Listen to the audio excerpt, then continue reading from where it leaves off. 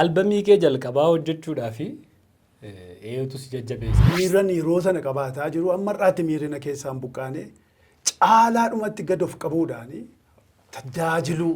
Inni kan biraan gara Finfinnee dhuftee immoo albama baay'ee jaallatamaa ta'e isa lammaffaa galagalcheeraa itti. Warraaqsa tokkotu geggeeffamaa ture biyya kana keessatti yeroo sana.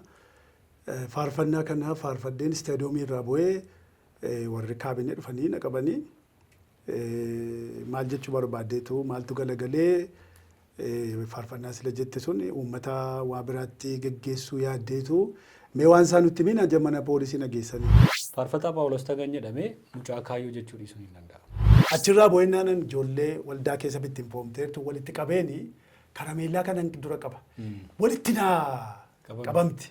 Karameellaa gaafa dura qabu jecha karameellaa isaanti walitti damaate bara. Dadhabbii keenya rakkina qabnu immoo isa jedhu nama beekun ture. Eddan ilaamee jooyinii godheeti akka balleessaa koo eenyummaa dadhabbii kooti lafanitti sekeraa'ee ture kan hin arguu jalqabe. Phaawuleen Kiraayist maayindii qaba. Waldaa Kiristoosiin lallabduudha taanaan waa'ee doktiriinii dhimma isaan qabu. Yemmuu hojjechuudhaaf tochootu waa xiqqoo xiqqatti baduun hin oolu. Wantoota baballeessu nan qabaadha. Garuu wantoota tolchuu waliin madaalu. Phaawuleen yeroo Ameerikaa deeme Ingiliffii baay'ee isa rakkiftee jedhanii si haamatu dhugumaa kun. Tondoos hin jedheen. Waan isaan naan jedhu. Tondoos hin jedheen.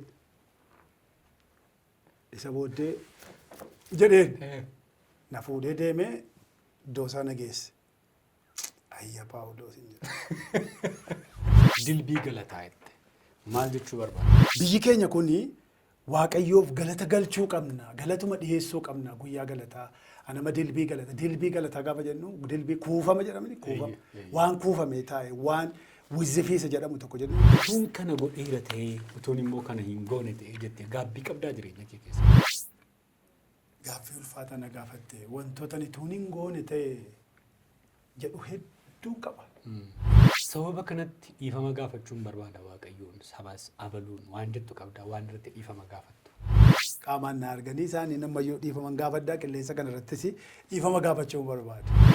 Wanti nu hafe sagalee malakataa duwwaa waaqarraa ergamaan inni dhumaa gaafa bu'edhu isee duwwaatu as bahee afuufamuu duwwaan. Phaawulee wajjin kabajamtoota daawwattoota keenya waxabajjii 2 galma barkumiitti wal agarra.